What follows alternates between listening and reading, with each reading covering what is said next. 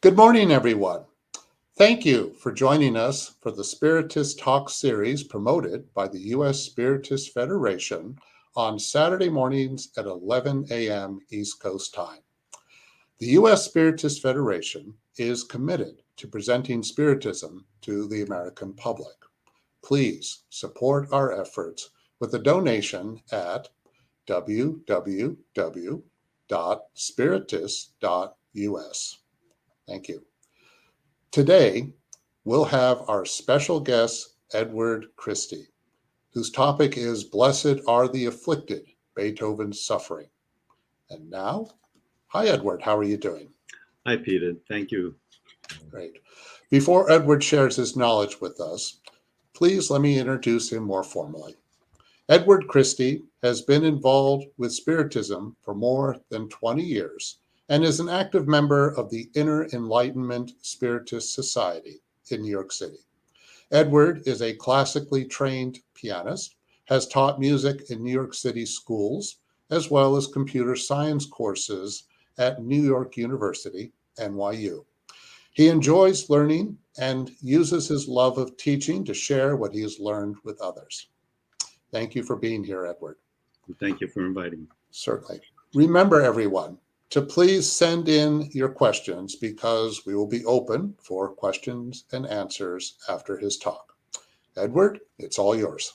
Okay. I want to thank everyone who's joining today. A reminder, this is the last day of winter.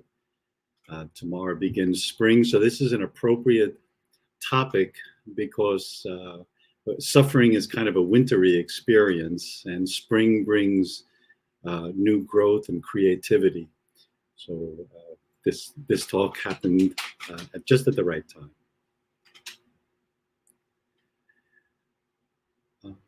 Okay. So I recently heard someone say, if you're feeling really good about life, don't worry, it'll pass. You might not want to hear what I have to tell you. Everyone who lives will suffer. Each of us suffers in his or her own way. Some seem to handle suffering gracefully, and others rebel against it. It doesn't matter whether we've lived a charmed life or a poor one, whether we enjoy material riches or a life of want. No one escapes suffering. Naturally, this is news we don't want to be reminded of. We'll change the channel, close the book, switch to another video rather than call this to mind. In the Gospel according to Spiritism, we read, it's difficult to understand the convenience of suffering in order to be happy. Wait, what was that?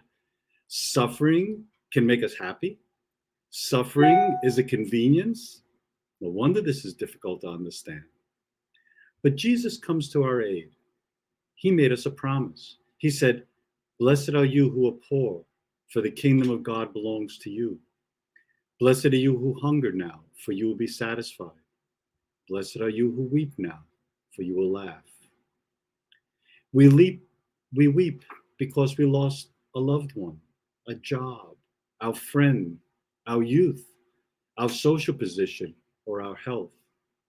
No one can avoid all these troubles.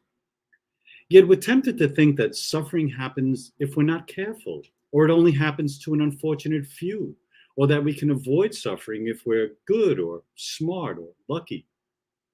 We'd like to believe that suffering is optional, something we don't have to go through. And when despite all our efforts and all our wishes, we suffer anyway, we can look to drown out the pain with distractions and addictions, or become desperate when we don't see an end to suffering, or our heart breaks from a loss and we can't find comfort anywhere. The Buddha's first noble truth is that suffering is an inborn characteristic of human existence. He said, birth is suffering, aging is suffering, illness is suffering, death is suffering, union with what is displeasing is suffering, separation from what is pleasing is suffering, not to get what one wants is suffering. We push back against this truth and say, we're made to be happy in this life, only to find that each happiness has an expiration date, because no joy can be sustained indefinitely. Our life settles into a peaceful period and we think that suffering's behind us, but then some event comes along and our suffering begins again. Joanna de Angelis says, the trials that everyone must go through are of high moral and spiritual significance. At first glance, suffering and achieving appear to be opposites. Suffering preoccupies us. It screams for relief so loudly that we can't focus on doing anything valuable. And yet these two forces, suffering and achieving, are inseparable. None of us are completely happy with the way life is. We reach one goal and another takes its place. We have a sense that our life is incomplete, that there's always something lacking. We're looking for a better life than the one we're living. We're on a search for something we don't have, for a change that'll bring us what we're missing.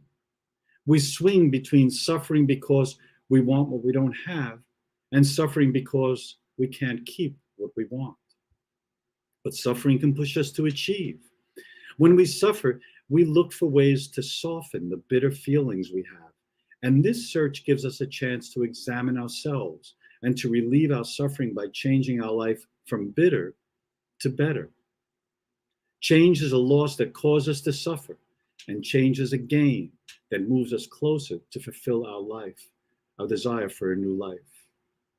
So, how do we deal with suffering? There are some common patterns of behavior we use to cope with suffering.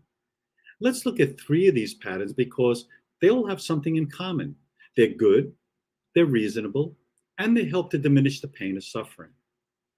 The first pattern is to get as far away as we can from what makes us suffer.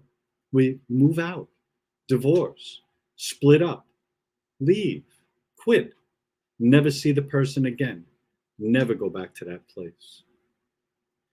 Second pattern is to master suffering, to overpower it. We make resolutions, break a habit, control ourselves with willpower, get the upper hand over our hurt, and beat suffering. The third pattern is to use a method or a practice that reduces suffering, a technique that redirects our thoughts and actions. We join a support group, a therapy, a spiritual community, exercise, listen to motivational speakers, and go on retreat. These behavioral patterns are powerful because they're useful and they work. With them, we find that when we suffer, we're not helpless. We can use our will and our intelligence to alleviate our suffering. When we leave, we begin to mature. That's the reason most of us move from our parents' home or change jobs. When we gain mastery, we deepen our understanding of ourselves or some subject. We turn what we're missing into something we have a degree of power over. And when we cultivate a method, we bring ourselves to higher states of consciousness and make sense of our lives. Leaving, mastering, and using methods. 3 good, reasonable, and useful ways to lighten our suffering. Now, to bring these patterns to life, I want to tell you a story. The story of a man, his life and his suffering, and how he turned his sorrow into success and misery into beauty. His name, Ludwig van Beethoven. Beethoven's suffering was unique, but not uncommon. We can empathize with his suffering and think about how he used it to achieve something great. The path he took to achieve was not a straight one. As a child, he suffered abuse from his father and left home as soon as he could. As a young adult, his hearing began to fail, and he overcame his poor health by turning himself into a hero who could master suffering. In his middle age, his heart was broken in love, and he found the musical method to pull himself out of a deep depression. And near the end of his life, he found a way to endure all these trials that was more powerful than any of these methods. And this was the way that Jesus taught him to cope with suffering, to forgive. To understand his life, we have to get to know something about the man. I want to keep us from idolizing him as Beethoven, the great composer. In his life, he used 3 names, the German Ludwig, the Italian Luigi, and the French Louis. To me, Louis sounds the most down to earth. So for the purposes of this talk, I'll call him by that name. Louis grew up hard and fast. By the time he was 5, his musical talents were apparent, and his first teacher was right in his own home, his father, Johann. Johann was a court musician who gave keyboard and voice lessons to the local nobility and the wealthy. Johann recognized his son's talent, and he tried to make him into another child prodigy like Mozart. His teaching method was brutal and cruel. One observer said he saw little Louis van Beethoven in the house, standing in front of the piano and weeping. Johann drank hard. He'd come home late at night after drinking and then roughly shake Louis awake and make him practice piano until morning. A childhood companion of Louis said, Beethoven's father used violence when it came to making him start his musical studies, and there were few days when he wasn't beaten in order to compel him to sit at the piano. Johann's beatings didn't turn his son into another Mozart, but he did succeed in making Louis hate him. At school, he was remembered as being isolated and neglected. He wrote to a friend that he enjoyed only a few happy hours and was often deeply sad. He grew up an angry and lonely child, and music was his outlet. As a young teen, he found a good teacher and got a job playing music with the electoral court. His mother, Maria, shared in his sadness. She was unhappy in her marriage, complaining about her husband's drinking debts and her lonely home life. She advised the neighbor to stay single, adding, "What is marriage? A little joy, but then a chain of sorrows." She died when Louis was 16 years old. By this time, Johann's drinking was so heavy that he could no longer hold a job. So his mother's death made Louis the legal head of his household, forcing him at a young age into an adult role. He had to provide for his 2 younger brothers and their unemployed alcoholic father.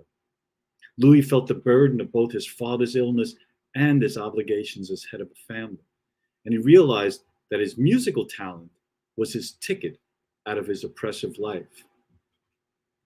So when he was 22, he packed his bags and moved from his hometown of Bonn in Germany to Vienna, the center of the music and entertainment world. He made Vienna his new home for the rest of his life and never once returned to his hometown. Now, when Louis left home, it was a perfectly natural response, an entirely human defense against suffering. Moving away from what makes us suffer seems such a reasonable thing to do that it's hard to fault Louis for making this decision. And it seemed to work.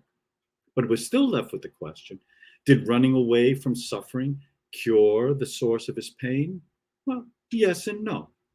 Running away gave him some immediate relief and created a distance between him and suffering. It reduced the weight of suffering and gave him some perspective on it.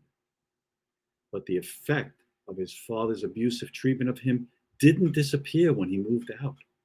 Throughout his life, he rebelled against anyone in a position of authority with the same intensity with which he resented his father's cruelty. And he even created a fantasy that he was not Johann's son, but rather the illegitimate child of the King of Prussia. And he insisted that this was true until the end of his life. It was another source of suffering that the man Louis called his father was a second-rate musician and drunkard. Louis left his family, and that helped, but leaving didn't heal his suffering. When he moved to Vienna, it was a city of pianists. Louis quickly made a name for himself as a virtuoso pianist, and his original compositions were gaining respect. He was appreciated by the public, wrote a lot of music, and was earning money from patrons, concerts, teaching, and composition. And this outward picture of success continued for nearly 10 years. But if we look more closely at the picture, we see trouble. Louis was beginning to lose his hearing. Imagine what it meant for him, a musician, to be faced with a future that was silent, to have failing ability in the one sense that ought to be more perfect in him than in others. He wrote to a friend, I live a miserable life. For almost 2 years, I have ceased to attend any social function just because I felt it impossible to say to people, I am deaf. And by the age of 32, his hearing crisis had reached the point where he considered taking his own life. Louis's hearing was failing. He was isolated from society and battling his impulse to suicide. How would any of us deal with a despair this deep? To have a disability that threatened his ability to practice his art, the one thing above all else that he was devoted to. Louis was faced with terrible emotional stresses, and instead of sinking into a deep depression, he turned his suffering into victory. He poured his isolation, his passion, and his rage into his music.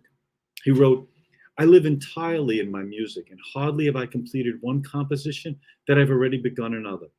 At my present rate of composing, I often produce 3 or 4 works at the same time. Through his music, Louis showed himself and the world that he was the master of his own fate, and that his poor hearing would never stop him from composing. And he wasn't isolated socially, really. Instead, he was admired. One friend wrote, for all his odd ways, which often bordered on the offensive, there was something so inexpressibly touching and noble in him that one could not but esteem him and feel drawn to him. Louis enjoyed a reputation as a great composer, and his music was widely published and performed, and he was gaining fame not only in Vienna, but also in Germany and England as well. His invention of himself as a hero conquering his suffering was a natural defense against his fear of failing as a musician and being isolated from society. As much as these were real to him, the fear he felt and the isolation he perceived were largely his own invention. Louis was a popular composer and had many patrons willing to pay him to write music. And people didn't like him any less once they learned he was deaf. In fact, there's little evidence that people cared about his hearing loss or treated him any differently once they knew. If anything, friends and patrons responded with compassion and understanding. Louis was admired as a musician and loved as a person, despite his fear of failure and rejection. But we're still left with the question, did mastering suffering cure the source of his pain? Well, yes and no. Louis's image of himself as a hero towering above his suffering pulled him out of a low point of his life. By constructing a musical persona of a hero mastering his fate, he reached a creative high point and produced one great work after another. But while this heroic period lasted for some 8 years, during which he composed some of his best known music, trouble was never far away. The kind of trouble that heroic music just couldn't conquer. Louis treasured his friendships, but he hungered for a woman's love. He wanted to settle down and marry and raise a family. Now, Louis was often in love, but he fell in love with unattainable women. He fell in love with engaged women. He fell in love with married women. He fell in love with aristocratic women. He fell in love with beautiful women. Louis was a short, dark, eccentric man with a pockmarked face and an accent and manners of someone who came from the hills. One biographer writes, he was wholly lacking in physical grace. His movements were awkward and clumsy, and he constantly overturned or broke things and tended to spill his inkwell into the piano. And a friend wrote that he was as a beggar. He was so dirty in his dress and in his manner, like a bear, sulky and contrary. He laughed like no one else. It was a scream. He would call people names as he passed them on the street. He was greedy and always mistrustful. And now, how's that for a dating profile? Women may have loved Louis the pianist and Louis the composer, but not Louis the man. But when he was 42, it finally happened. He found love with a woman he called his Immortal Beloved. Her name was Anthony Brentano, an aristocratic married mother of 4. She offered to leave her husband and her children and live with Louis. He was starved for a woman's affection, and for one moment, he had within his reach a woman's unreserved love. Yet he admitted to himself that he couldn't live the kind of life Anthony offered to him. to be a husband and a father. He couldn't make peace between his desire to marry and his dedication to music. So he broke off the affair suddenly and fell into a deep depression. He wrote in his diary, "You must not be a human being, not for yourself, but only for others. For you, there is no longer any happiness except within yourself, in your art.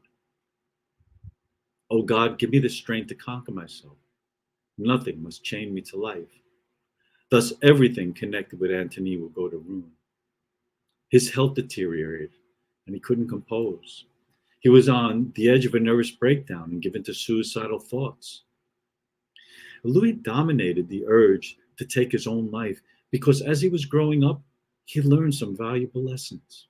He wrote, "If I had not read somewhere that a man may not voluntarily part with his life so long as a good deed remained for him to perform, I should long ago have been no more, and indeed, by my own hand." Louis found strength in this teaching because he took the time to learn it before his body was full of pain and his mind jammed with dark thoughts. He told friends he was educated in Proverbs and wrote that Socrates and Jesus were my models. He learned the lesson these two teachers taught him before he knew completely what they meant or when he would need them. Their teachings lived deep within him, and he could draw on them when his heart was troubled and suffering seemed to have no end. A little bit of history here. Louis lived during the time of Napoleon Bonaparte. The French Revolution's principles of liberty, equality, and fraternity turned into French wars of conquest called the Napoleonic Wars. Austria suffered many losses at the hand of Napoleon's army during these wars, and Vienna, Beethoven's adopted city, was even occupied for a time by the French. After a seemingly endless string of victorious battles, Napoleon started to suffer defeat after defeat until the wars came to an end and Austria was once again a free country. At this moment, with his affair with Antony over, Louis was in poor mental and physical health. One observer mentioned seeing him at an inn in a distant corner at a table which, though large, was avoided by the other guests due to the very uninviting habits into which he had fallen. He had grown so negligent of his person as to appear there sometimes positively dirty. One day during this dark period, a businessman named Johann Malzer convinced Louis to write a piece of music to commemorate Austria's freedom from Napoleon in France. Nearly overnight, he composed an orchestral work filled with drums, and trumpets, and noisemakers, a battle scene in music, and called it Wellingtons Victory. The work created a sensation. Today, we'd say it went viral. A notice in a local newspaper said that the applause rose to the point of ecstasy. The music made Louis more famous than he had ever been, and he was now making more money than ever before. Overjoyed with the popularity of Wellington's Victory, Louis found a musical formula for wealth and fame. Over the next few months, he composed a number of vocal and choral works based on current events, works such as "You Wise Founders of Happy Nations" and "The Glorious Moment," works that also celebrated the country's freedom from Napoleon. Of this music, one biographer writes, "These works, filled with bombastic rhetoric and patriotic excesses, marked the nadir of Beethoven's artistic career. In them, his heroic style is revived, but his parody, farce, the heroic style forged in doubt, rebellion, and defiance, had ended in conformity." Louis found a recipe, a musical formula for creating popular works, and it gave him a sense of achievement. Usually, Louis resketched and revised his work, and this took time, but these works were written rapidly, cashing in on the excitement that current events created. Using a formula that worked was a natural defense against suffering. Who could blame him for taking advantage of a method for composing works that not only lifted his spirits, but also brought him fame and wealth? So we're left with the question, did using a compositional method for writing music cure the source of his pain? Well, yes and no. Louis wrote popular works that raised him out of his sorrow and brought him fame and money. So in this way, writing these works had a positive effect. And after breaking off his affair with Antony, Louis had reached a low point in his life and he needed something so he could pick himself up and begin to live again. These mock heroic works fueled his creative imagination and gave his life meaning again.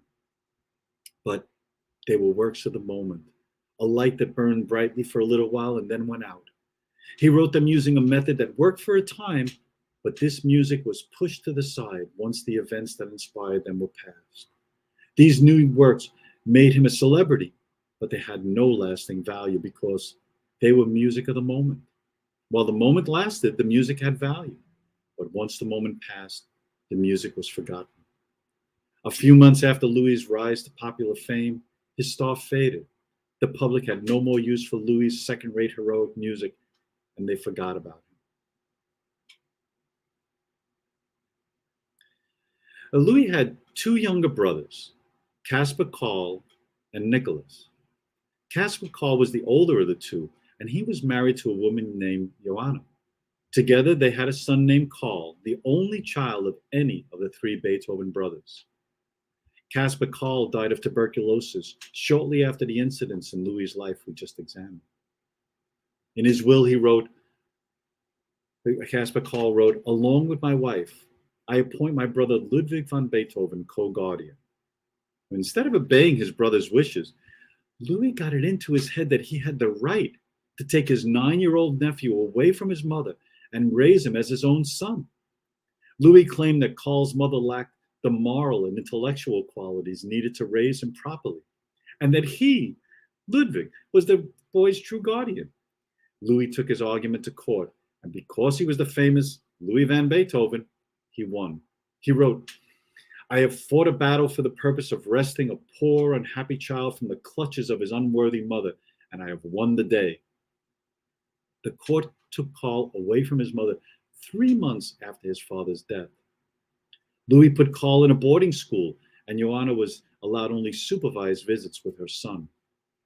Louis was Karl's sole guardian for over 3 years until the court reversed its decision and took Karl away from him and returned him to his mother's care. We can only guess at why Louis would take his nephew away from his mother, but one thing is clear. His interference in his brother's family brought great suffering to Karl, Johanna, and himself. Taking Karl away from his mother didn't give Louis the family he wanted. Karl loved Louis, but he also loved his mother. Karl's father was dead, and when Louis took him away from his mother, instead of making Karl his surrogate son, he made him an orphan. In fact, that's what Louis called him, a poor orphan. When he was 20 years old, Karl bought 2 pistols and used them to attempt suicide. He recovered from the gunshot wound, and when the police asked him why he tried to commit suicide, he said that Louis tormented him too much, and that I grew worse because my uncle wanted me to be better. Karl was, in his own words, tired of imprisonment and needed to find a way to get free from his uncle. His suicide attempt was his way to reject Louis as his father. Louis wrote, "All my hopes have vanished. All my hopes of having near me someone who would resemble me, at least in my better qualities." In his final years, Louis faced some painful truths, and his illusions were being wiped out one by one. His hearing was never going to improve, and he could no longer perform in public. His hope to marry and have a family was over. He couldn't be guaranteed success by writing compositions that relied on a musical formula. The patrons who had been supporting him financially had either died or lost their fortunes.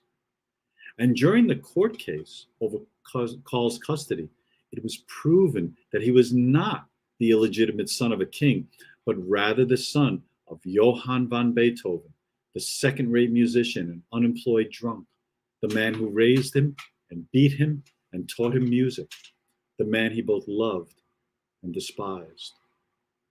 Now he wanted to return to his birthplace and visit the graves of his parents. And although he never did return to his hometown, this desire shows that he was willing to make peace with his parents and accept his past. He reconciled with his youngest brother, Nicholas, who he had fallen out with years ago after Nicholas married a woman Louis didn't approve of. And once he came to terms with the fact that it was Joanna, not he, who was Carl's rightful parent, his heart began to soften towards her. When Joanna fell ill and unable to pay for her treatments, Louis sent money for medicines to her doctor anonymously. He wrote to her that he wished her all possible happiness and that he was very willing to help her. And when Louis was on his deathbed, it was Joanna who was at his side. Louis used normal patterns of behavior to ease his suffering, moving away from it, mastering it, and relying on method. These were good and brought him some relief. But now, at the end of his life, he began to find a different way, a truly original pattern that had the power to fully heal suffering, the one he learned from Jesus. Jesus doesn't ask for a fearful heart that runs away from suffering, but for a fearless heart that seeks the good. He said, "Come to me, all of you who are tired from carrying heavy loads, and I will give you rest." Jesus doesn't ask for a combative heart prepared to dominate suffering, but for a loving heart filled with compassion. He tells us, do not resist an evil person. If someone slaps you on the right cheek, offer him the other cheek too. Jesus doesn't ask for a cool heart that relies on a method to get through suffering, but for a listening heart ready to hear the truth. He said, not everyone who calls me Lord, Lord will enter the kingdom of heaven, but only those who do what my Father in heaven wants them to do. Jesus taught many times that the lasting response to suffering, the response that's truest to our nature, comes from our human heart. He tells us, a new command I give you, love one another. As I have loved you, so you must love one another. But this has been said many times. The golden rule, do unto others what you would want them to do to you, is found as far back as ancient Egypt, over 2,000 years before Jesus. What's radical about Jesus' teaching is that he reveals love's ability to heal suffering. Jesus said, do not judge, and you will not be judged. Do not condemn, and you will not be condemned. Forgive, and you will be forgiven. And to you who are listening, I say, love your enemies. Do good to those who hate you. And when you stand praying, if you hold anything against anyone, forgive them, so that your Father in heaven may forgive you your sins. The way to heal suffering is found in his simple phrase, blessed are the merciful, for they will be shown mercy. Forgiveness doesn't run away. Forgiveness doesn't conquer. Forgiveness isn't a method. Forgiveness cures suffering because it shows where the root of our suffering is buried. When Peter said, Lord, how often shall my brother sin against me and I forgive him? As many as 7 times? Jesus told him, I do not say to you 7 times, but 70 times 7. He's telling Peter that he'll suffer countless times. And when he suffers, forgiveness is how the heart heals.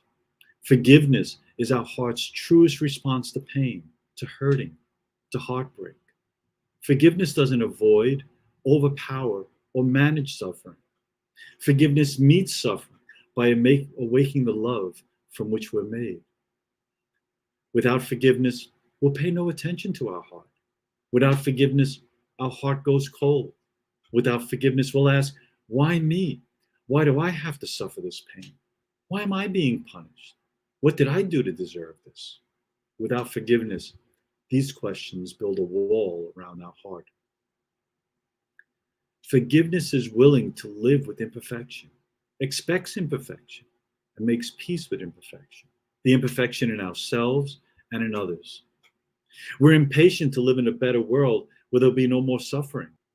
But if we find ourselves in this better world, it'll still be a changing world.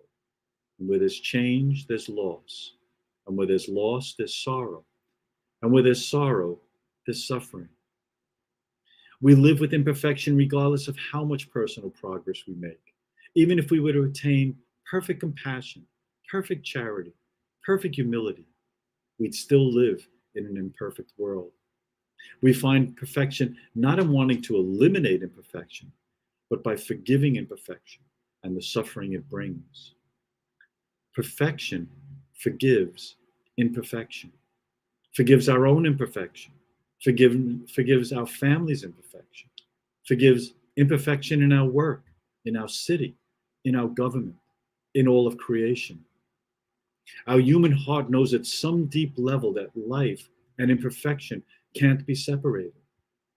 Forgiveness doesn't skip out on or struggle against or stamp out imperfection. Forgiveness makes peace with our imperfection and those of others. This is radical. This is Christ consciousness. In his last years, Louis' suffering continued, but forgiveness changed the meaning of his suffering. Louis forgave his father, his sister-in-law, his nephew, and his brothers. He forgave himself his failure to have a love and a family of his own, and his agony over his imperfect hearing. And forgiveness is reflected in his music. Louis believed that his music expressed states of consciousness which could have been put across in other forms. He said that he's incited by ideas which are translated by the poet into words, and by me into tones that sound and roar about me until I set them down in notes. Music for Louis was first and foremost a form of self-expression, saying, what I have in my heart must come out.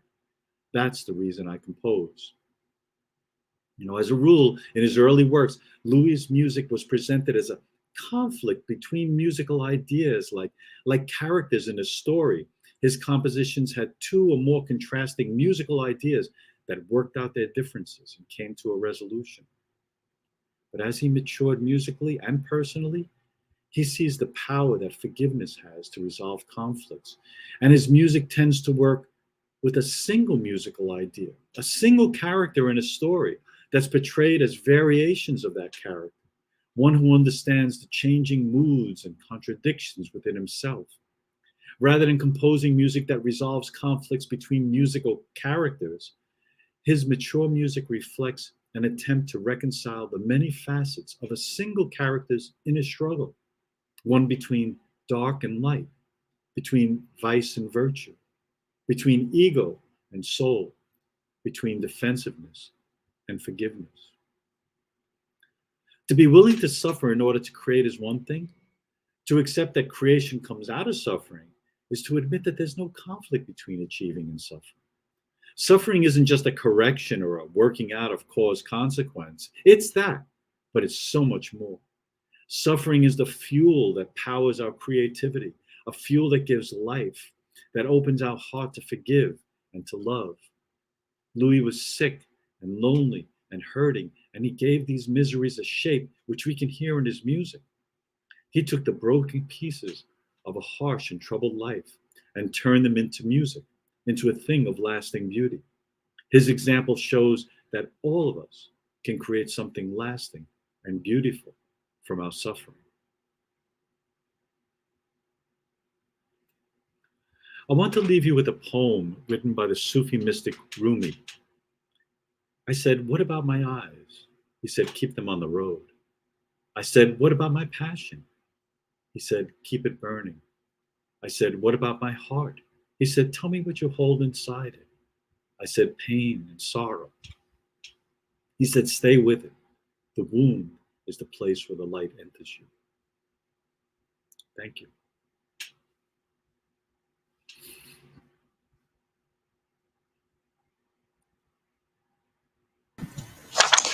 Thank you, Edward, for a wonderful presentation and a great topic. I love the learning more about Beethoven, or things I was not familiar with.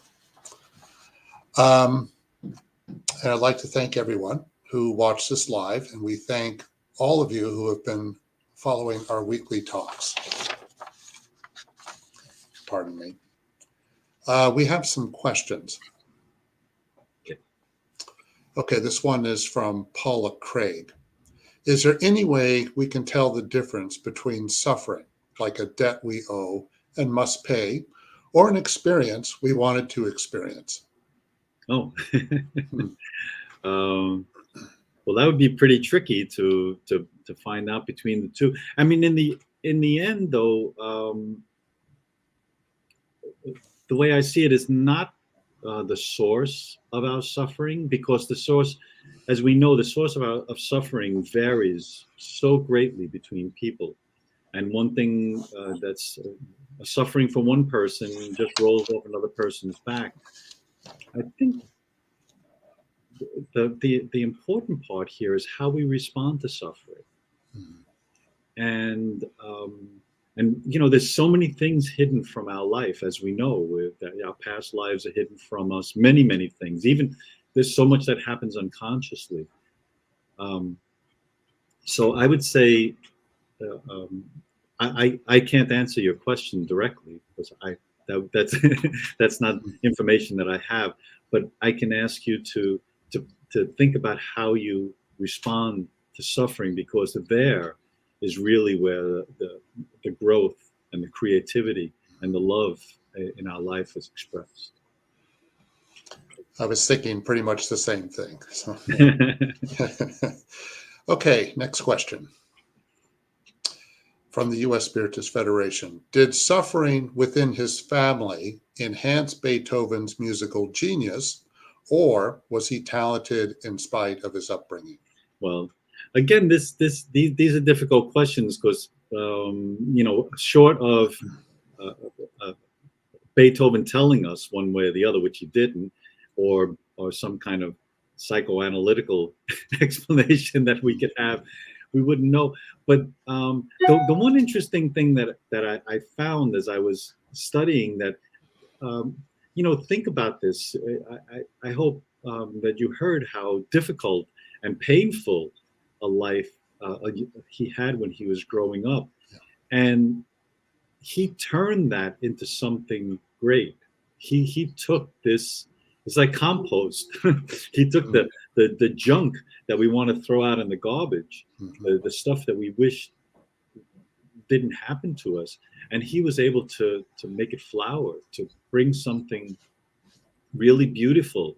So I would say it's very, it seems likely to me that part of the passion that he had for music came from the fact that this was his refuge. This was the place where he could go and be fully himself. But he had talent from the beginning, even before his father's cruel treatment of him growing up. So it's a little bit of both, I would say. Okay. Next question.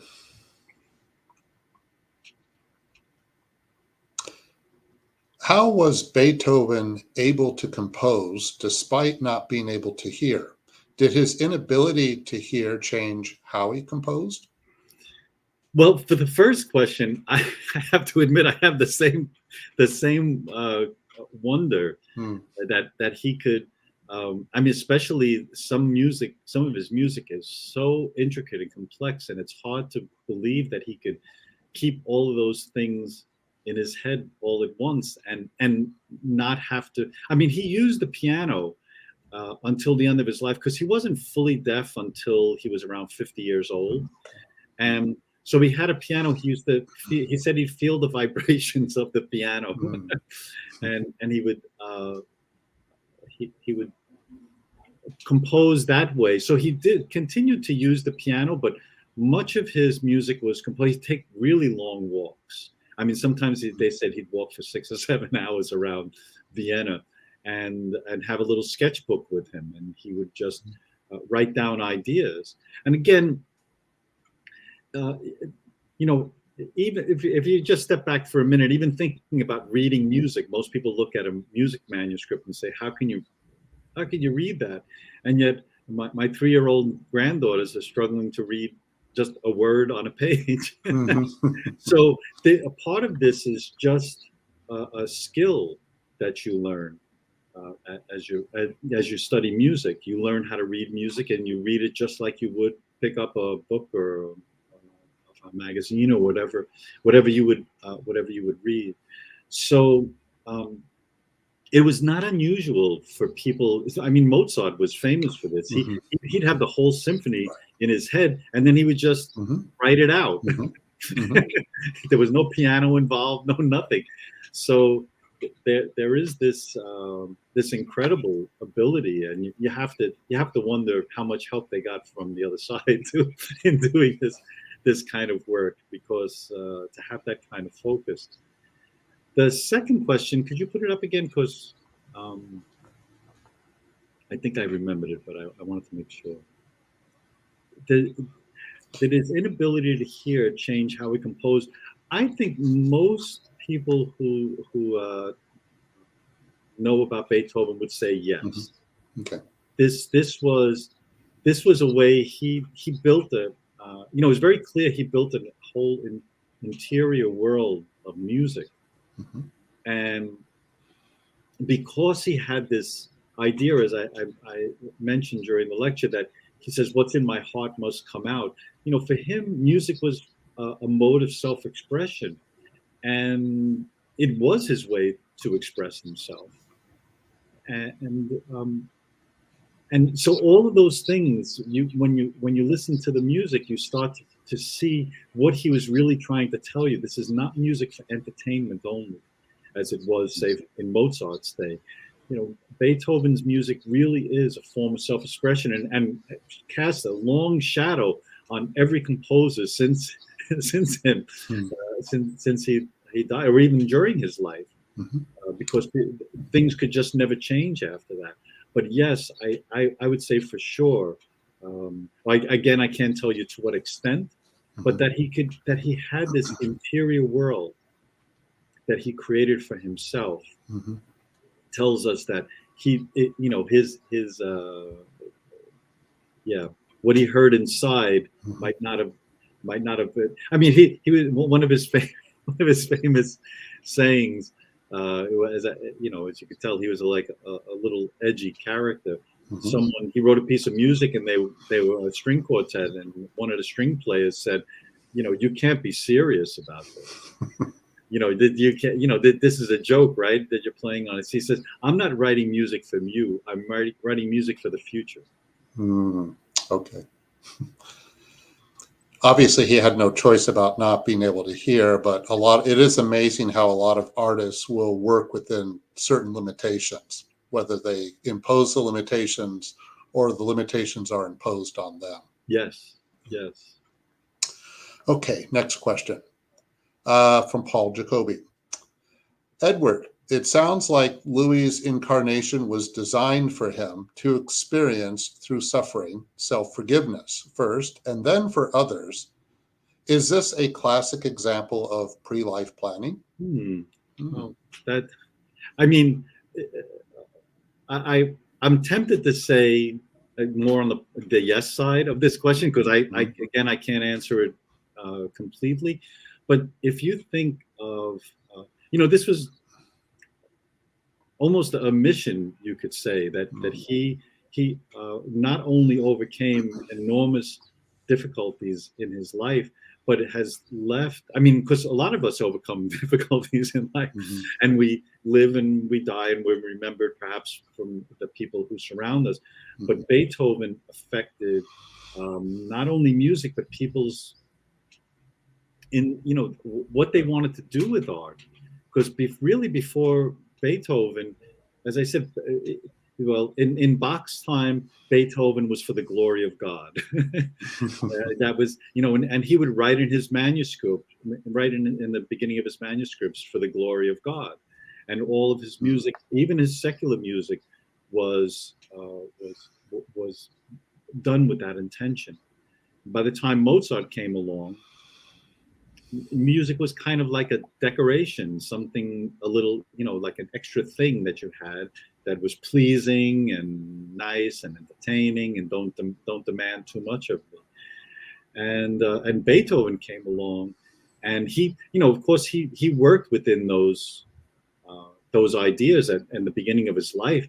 But when he really started when his suffering really started, it started very early, but I mean, when he started losing his hearing, for example, that's usually the time when people see the break in the music that was written before And it was about 30 years old. It was actually even younger than that when he started. About in his mid-20s, he started losing his hearing. But when it really started affecting him was when he was around 30, and he lived to 57.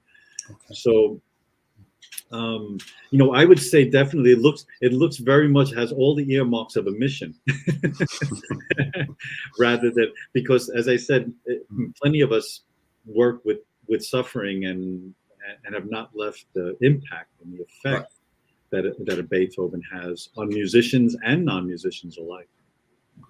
And this is obvious, I assume, but he transformed classical music, right? I mean, his influence is enormous. Yeah, it really, well, but I mean, there's music before Beethoven and music after Beethoven. Yeah, And that's exactly. really what it is.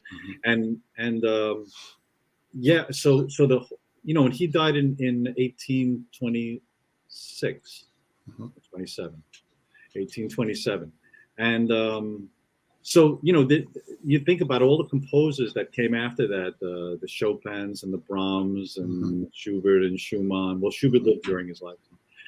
They all were alive during Beethoven's lifetime, but they were kids, and all that music is made possible.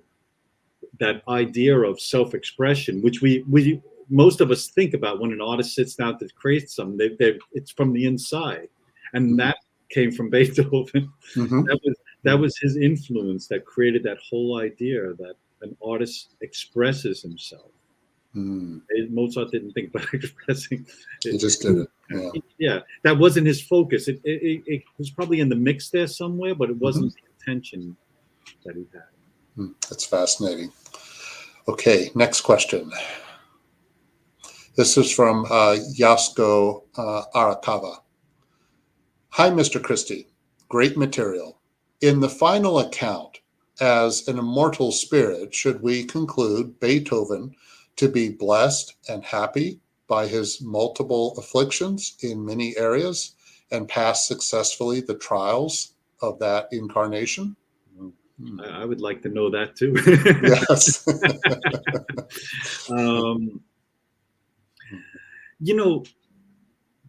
Everything that happens to us is kind of grist for our life.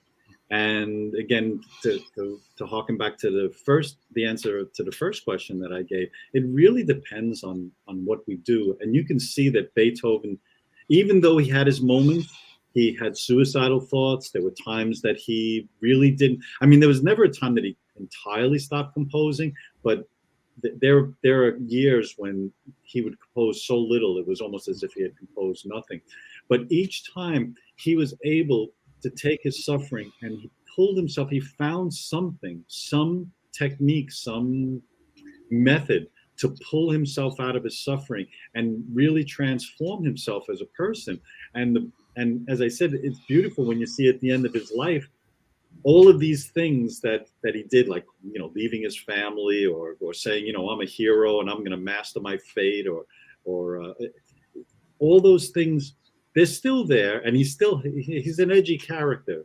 So he doesn't mellow out this whole day. Let's put it that way. He still has all that edginess, but he starts to introduce this idea into his writing and into his music, that forgiveness, this internal movement. I mean, he's struggling so much to tell you what's inside him. And because of that, he spends a lot of time in there.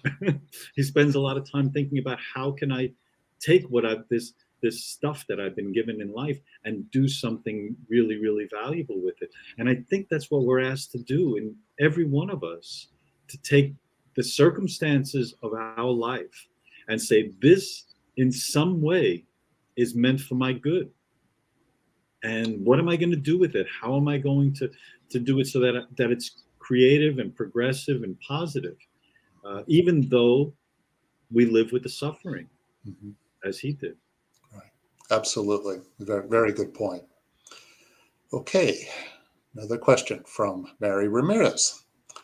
Could it be that some of his music was channeled mediumistically?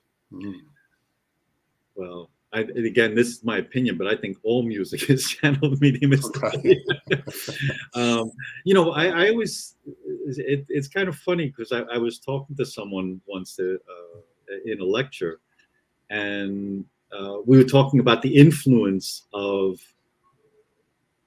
how much we're influenced by the spirits, and I was thinking, I said, well, we're influenced by the TV, by magazines, by books we read, by people around us. And when I start to look at myself, I would say I don't think I have one original idea. Everything that I think, everything that I know, everything that I believe, somehow has been transmitted to me. I didn't come up with this on my own. Mm-hmm.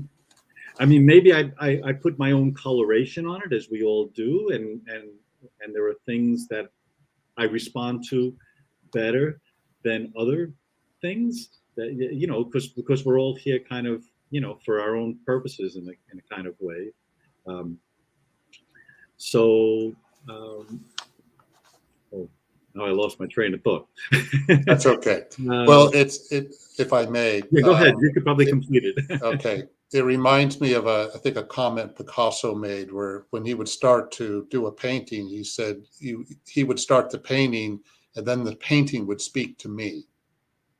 That Right. idea. So there was that exchange back and forth. So it really sounded like a connection from the other side. So it's not just, so the idea is we're always being influenced, whether it's from people who are living at the same time we're living, or spirits. We're always being influenced in some way. So even, I mean, what you could talk about is percentage, perhaps, of influence. Right. But there's no such thing as coming up with it on your own. Right.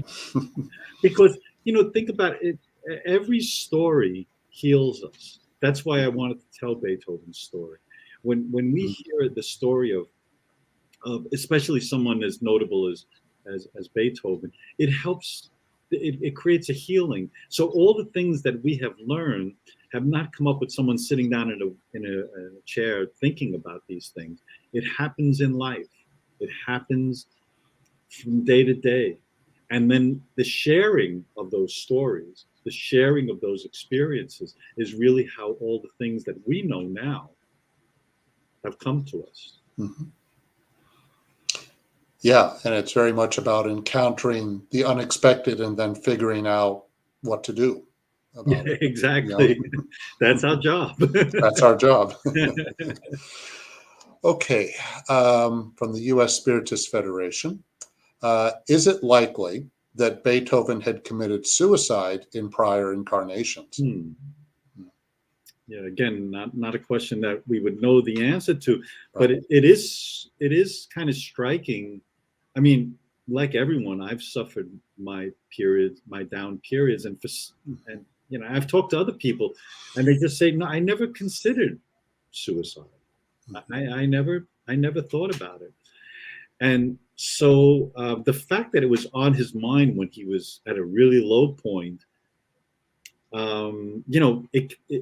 it didn't come from someone else, that idea. It probably came from, I mean, I know, for example, I'm afraid of heights. And actually, my fear of heights is not the fear of height. It's the fear of what I will do that high, what I'm capable of. And being up there, I can't trust myself anymore. So I think about that in the same kind of way. Those things come to me very clearly. If I'm up high, I feel you can't trust yourself. You don't know what you're going to do. You could hurt yourself or someone else, or I don't know what it is. So I would say that's inside me. Comes from my past, and who knows what that was. But if you're considering it, it's probably there in the mix somewhere, and there's a very good chance that even if it didn't turn out to be a successful suicide, sorry to call it that, but the fact that you would even consider it, was a pretty strong indication that the thoughts there in the mix and in your past. Absolutely, yes. Okay, next question. From International Spiritist Council. How much is suffering about learning to adapt? Well, that was really my hope with this lecture, was that leaving and mastering and using methods are ways of adapting. And each one of them, they're all good. They're all so natural. And, you can't fault people for anyone. I've done it myself. Every one of us has done it. If something happens, you don't like this person, you find a way to get rid of them from your life somehow. Not get rid of them, but not to have them in your life anymore. I mean, these things are so natural, but they are adaptations. They are concessions in a kind of way. Like things are happening I don't like, so I'm going to adapt my life somehow by not having that person in my life, by not admitting that I'm a failure, or by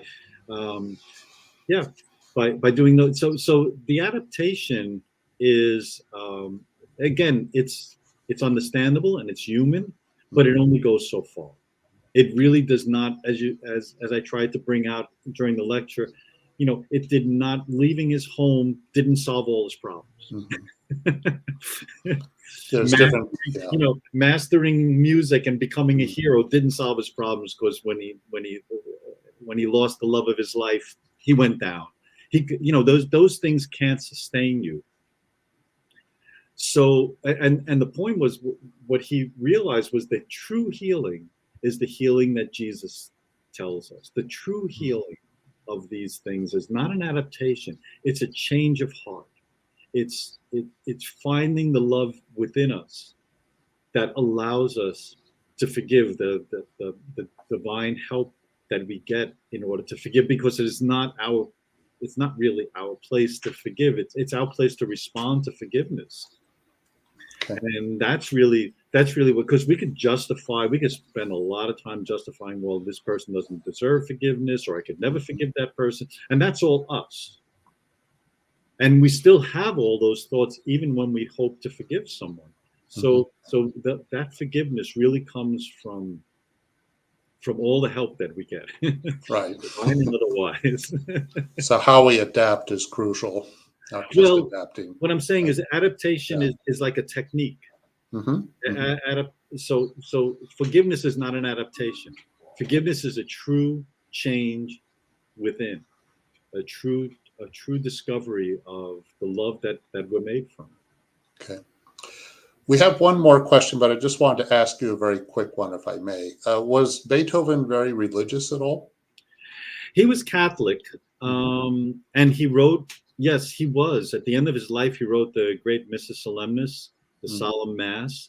And I mean, you just have to listen to it to know that he meant it. Okay. He meant it. I never heard of him practicing it, but as you saw, he knew about Jesus and his teachings. He knew about Socrates. He knew about the Bible. Yes. Okay. Thank you. All right. Last question. This is from Kevin Campbell. So grateful for this presentation. As a musician myself, I'm curious. Are there any further Buddhist principles that creatives like myself could find comforting in our upcoming sorrows? Well, I mean, the Buddha spends his whole existence, it seems, talking about, the first thing he says is life is suffering. And, if you read, I forgot, I don't have the 4 principles off the top of my head right now.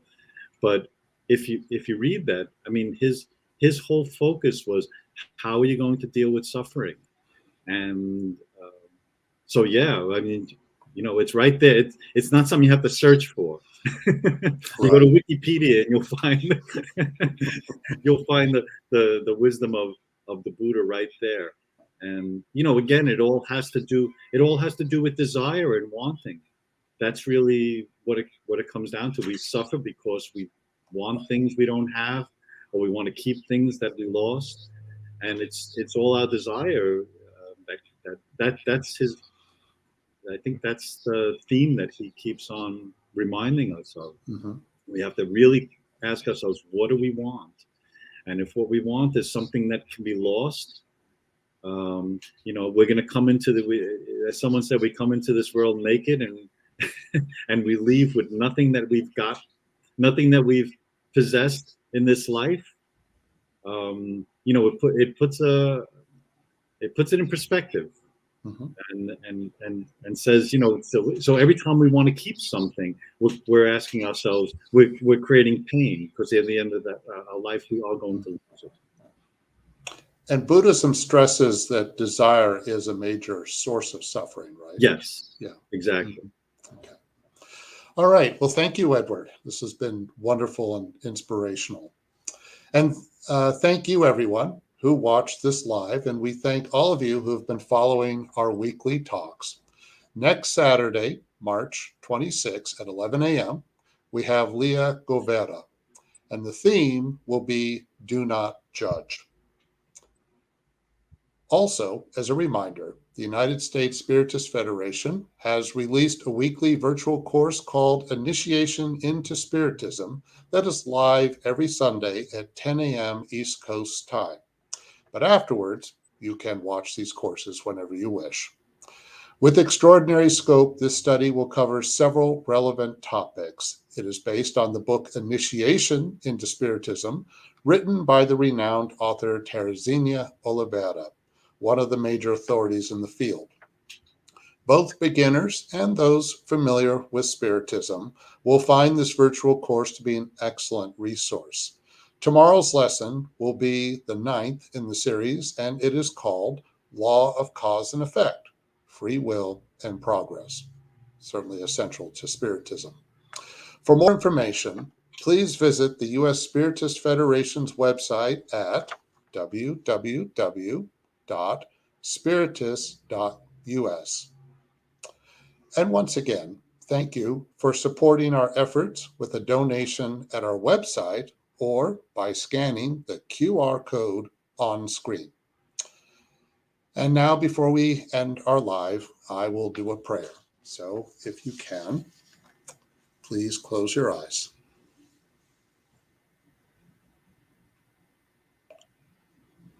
We thank you, dear God, for all the ways in which we receive inspiration. We are thankful to have the gift of creativity. May each and every one of us be in harmony with creativity by being in harmony with our gifts. May we work with one another, be inspired by one another in the most positive ways possible. And may peace and serenity inspire all of us as we move forward through the journeys that we are on. Please bless this day. Please bless the era we are in. And may all of us have the wisdom to navigate it. Amen.